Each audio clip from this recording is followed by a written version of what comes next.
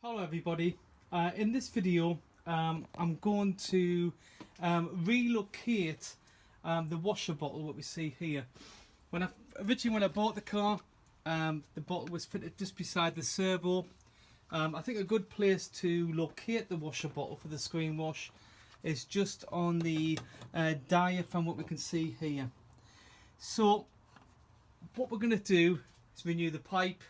I'm going to renew the switch, if you can just see there in the metal tray. The motor's fine. If you look down here, you may see the old Tudor bottle, what you can see there. Anyway, I'm just renewing the bottle. I've gone for the stainless steel bracket. And again, as I said before, the switch, just a small 60 style switch, instead of what I would call the mini type style switch. It's like long. Let's do that. You can see how long it is. It's not to my liking. I like the short switches. So I'm going to rewire, and hopefully there shouldn't be any problems along the way. Got two widths of clear pipe, which I'll discuss later on in the video. Okay, let's begin. Okay, so what I've done here is attach the pump right beside the bracket for the diaphragm on the car. And if you can have a look, the two different size bolts we've got for the bracket, M5 size, and for the mount for the pump itself, electric pump, we're talking M4. But again, wasn't too hard. As you can see, some diaphragms, that's this part here. This part of the this is called a diaphragm. This part here, they may have the holes pre-drilled, and this one does have the holes pre-drilled. So all I really had to do is to find some M5 bolts and find some M4 bolts and just chop them down. But you can see, I think it looks much better there rather than right beside the servo. This is a chrome bumper model, so you can see, I know on the rubber bumper models they normally have like a bag or a bladder which is attached to the inner wing. Okay, the next thing is, you can see the bottle's just down there, just put it there. Next thing is to put the pipe work in, and then to wire it up. Okay, I've got the switch there, ready to go. This is a magnetic tray. I suggest everybody get one of those. It was a present for one of my good friends, and I've got to actually say thank you, Colin A, for giving me that magnetic tool tray, or nuts and bolts, I don't know what it's called, but absolutely brilliant. Right, okay, let's march on and let's get the wiring, or I should say the tubing, complete, and then last but not least, the wiring. Okay, what I'm going to do now is to wire it up. What we have here is a number of things which we're going to need. First thing, got wire strippers. I think it's a must for anybody who's doing any electrical work. Got crimping pliers. Also have loom tape, which I've never used before, and I've got the Old Faithful black installation tape. Got two different types of wire, different gauges, and again I've sorted out the connectors what I need to connect up to the what we see here is the switch, which I mentioned before. So I'm going to make the wire up and trial fit it to the car and see how we get on. Right, I've decided that I've got two types of gauge of wire. Got this gauge, which you can see here. The camera can't really focus, which is the lighter gauge compared to which I would, use for the likes of headlights.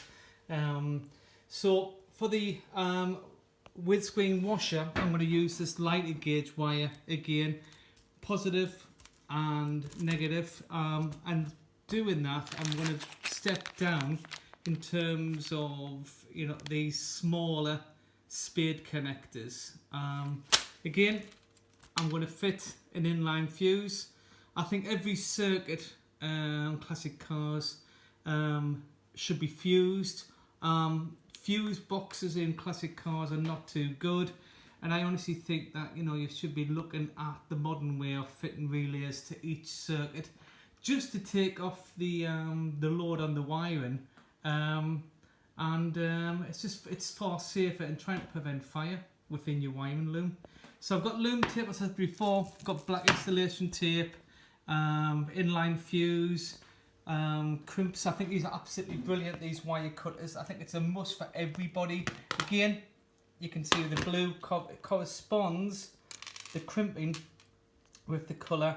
It just makes it more of a professional crimp, and more than likely will actually hold the cable in place.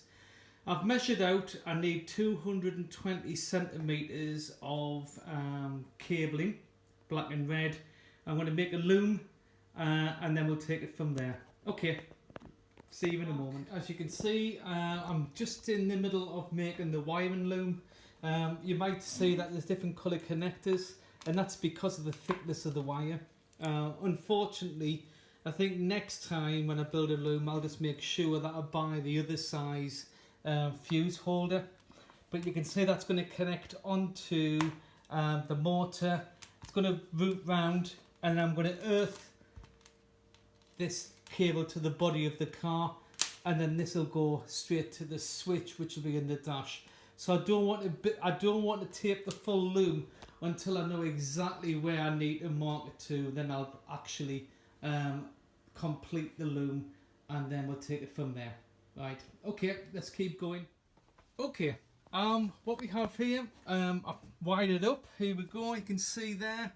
I've tucked it using the existing wiring loom, and if you can have a look, you can just see this here. I'm just going to, just there, that's it there. But you can see I've just put it, tucked it in the loom, and then if you have a look onto the brake pipe along, I've put it above the heater box. I was going to tuck it behind the engine, and then I was worried about heat, and I honestly think it's a good upgrade. It's held secure with the Smith's heater clips. You can see here I've used a existing earth from there, and then you can just see I've just into the bulkhead. So if we go on that round, so it's all tidy there. Got to wire it up. Got to wire the plastic tubing. But if I now go into the car, I've renewed the switch for a 60 style switch we have here, and if we go into here, just trying to, that's it. You can see there the wires there. I'm removing those cold air heat ducts, and I'm also, if we just go down here, it's just through the bulkhead. You can just see there the red wire.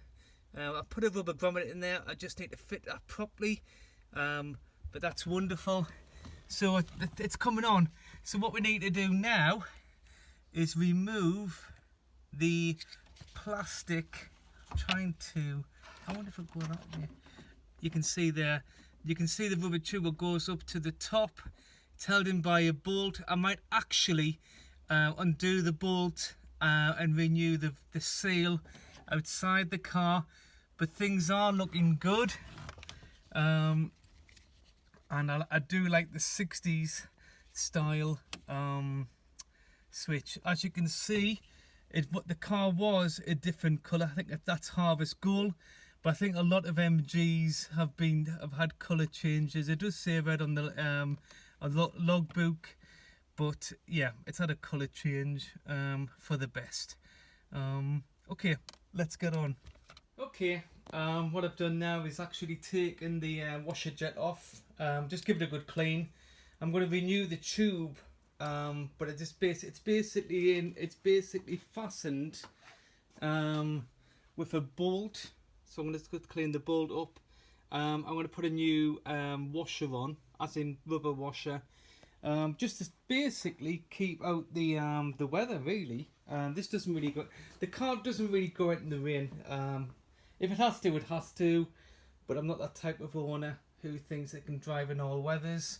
But I'm not the type of owner who thinks it can only go out in some sunny days. So it does more miles during the summer, but as I said before, what I'm doing is basically renewing the pipe. That's the old one. That's probably from the set from 72 when the car was made, but you can see there, brand new pipe. I've taken the air ducts out. I've got some gauges to put in there, which I might actually just put in just to trial fit. However, they'll not be working, but it just means that when I come to wire them up, everything's in place and I don't have to put back the vents themselves. But you can see I've got the rubber pipe there. It's just going over the heater. I'm trying to avoid kinks. I've got a non-return valve. I think that's, you know, that's a must these days, because it means you've got to actually pump water from the tank again to get up to the washers. So I'm going to put a non-return valve in, so it means I've got instant water when I want to. So we're getting there, slow but sure. Connected it. I had a bit of a problem with the non-return valve. That I don't know if it's the pump or, but it didn't have enough power to actually activate the valve itself. So I've had to leave the valve off. But actually, it's a much better. Actually, that's just one of those things. I had a bit of a problem with the what goes into the container. This part, what goes into the bottle, which was stuck, and I couldn't actually get any fluid from the bottle into the tube, then into the washers. I cleaned it. You know, this is completely brand new. I sucked on it, and it must be like the valve was stuck. Anyway, the valve freed itself by sucking on the valve, and it all started to work. So I'm actually really happy with the job.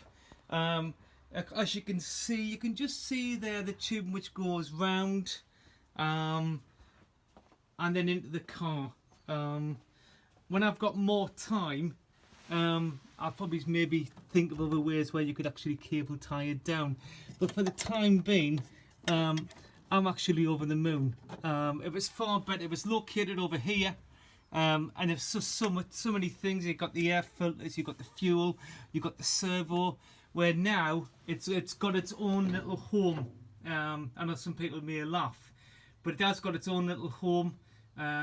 It's securely mounted, and as you can see, I bought a ton of clips, but I just don't like using clips on these, you know, these type of washer pipes. You know, if it grabs it too much in terms of, it might actually stop the water flow. But actually, it's good. It's securely fastened. As you can see there, it's not going to come loose. It's absolutely. One of the things is, you can see there the terminals have got one blue and one green. If you look at the thickness of the wire what goes into the inline fuse, it's a lot thick, and I couldn't get a red terminal. I went to the parts accessory shop this morning to get a inline fuse, and lo and behold, they don't have one. This is a car accessory shop. You would think these basic things of fuses and inline fuses that they would have one. No. So that's another job done. I'm happy with that. As you can see, I'm gonna, once I get the brakes sorted on the car, I'm gonna go and look at the wiring, give it a good clean, make sure the clips are securely fastened, and basically update in terms of relays and making sure. Just looking here, as you can see, I just go in there. It's hard to see. I just point my light. I've left the pipe off. Those are the ventilation tubes. I'm actually putting I'm putting 3 dials in here, so it's not going to really matter. And if I wanted ventilation, you've got the quarter windows. I've got a window. So it's not a problem. I'm happy with the result. All I think I'm disappointed about is a non-return valve. But if I now I'll just try it now. I've got it on. I like the 60s style, but you can hear it there. And if I just need to slight adjustment, but it's a lot better. If I just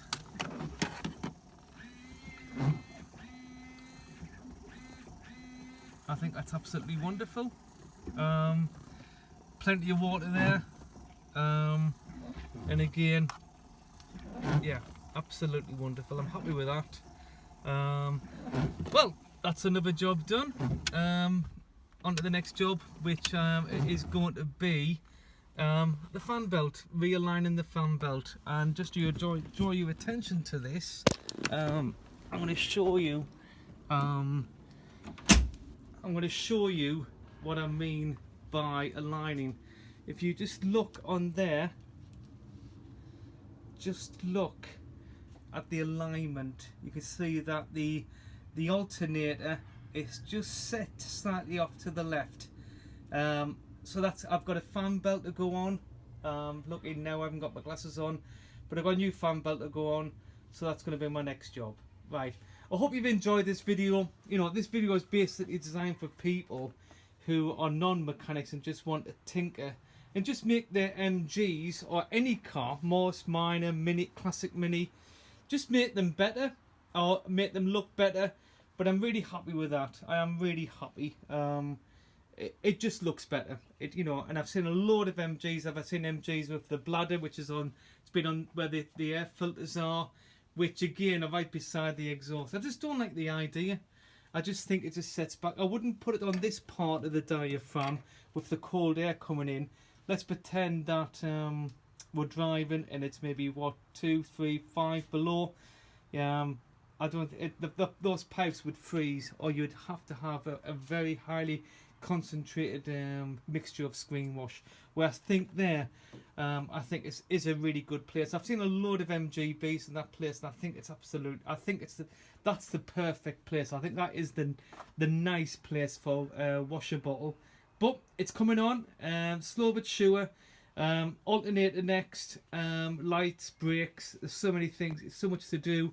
The work, just making it better. Okay, bye for now. I hope you've enjoyed. If you have, please like and subscribe and even share if you would like to. Thank you.